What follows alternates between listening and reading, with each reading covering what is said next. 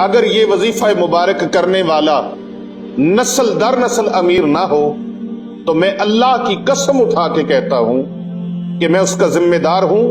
तो आइए उस मुबारक वजीफे की तरफ बढ़ें जो नस्ल दर नस्ल अमीर होने के लिए बहुत ही लाजवाब, बड़ा ही मुबारक है। याद रखिए, जायज तरीके से अमीर होना बुरा नहीं है, जायज तरीके से दौलतमंद होना बुराई नहीं है, जायज तरीके से हलाल तरीके से नस्ल दर नस्ल अमीर होने की ख्वाहिश करना, इसके लिए अमल करना कोई बुराई नहीं है।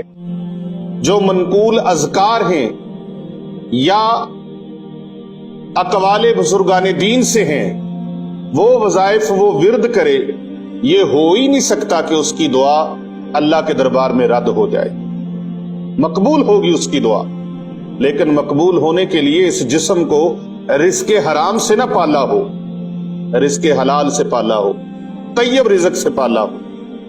और तय्यब रिज़्क़ के लुक में जब उसके हलक से नीचे उतरते हैं तो फिर वो दिल से जो दुआ मांगता है वो अल्लाह के दरबार में कबूल मंजूर हो जाती है।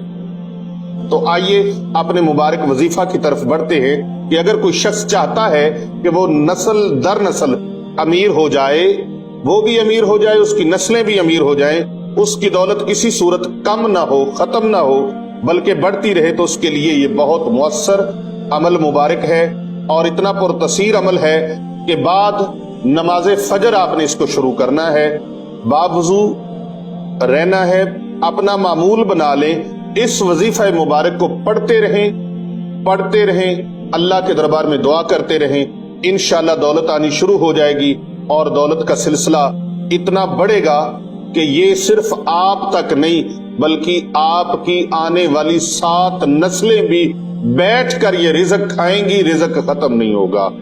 वजीफा मुबारक क्या है? पारा नंबर 1 सूरतुल बकरा। सूरतुल बकरा की आपने रोजाना तिलावत करनी है बिला नागा, बावजू रोजाना सूरतुल बकरा की तिलावत करें। और अगर पूरी सूरतुल बकरा आप तिलावत करें तो बहुत आलीशान है, बहुत आलीशान है। और अगर कोई मजबूर है पूरी की पूरी सूरत उससे पढ़नी नहीं जाती तो वो पूरी की पूरी सूरत रोजाना सुना करे और उसका आखिरी रकू अपनी जुबान से पढ़ लिया करे।